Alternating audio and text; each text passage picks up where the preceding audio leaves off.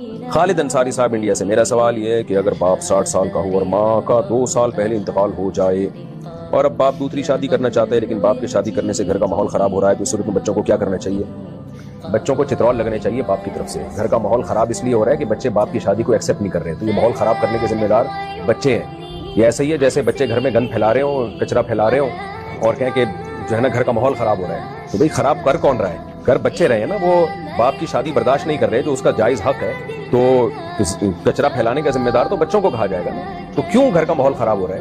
اس کا رائٹ ہے، وہ اگر زوجہ چلی گئی ہے دنیا سے، بیوی کا تو کوئی متبادل نہیں ہوتا، اولاد بیوی کی متبادل نہیں ہوتی۔ بہت سی باتیں آدمی راز و نیاز کی اپنی بیوی سے کرتا ہے، بیوی شوہر سے کرتی ہے۔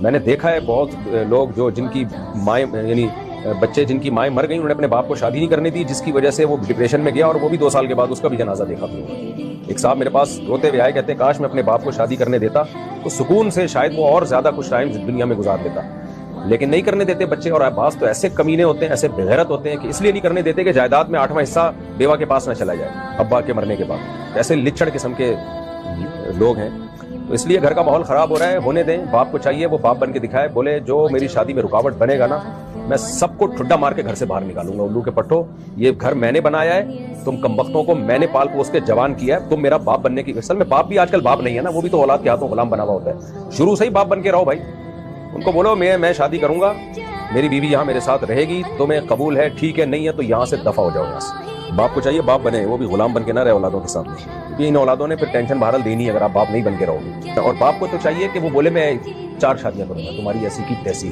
جو اکھاڑ میں اکھاڑ لوں۔ میں اولادوں کو یہ مشورے دیتا ہوں، اور یہاں باپ جو ہے نا اولادوں سے ڈر رہے ہو، ایسی کی تیسی۔ تو سمجھا؟ ہاں نہیں تو سمجھا نہیں، سمجھ رہے ہو نا؟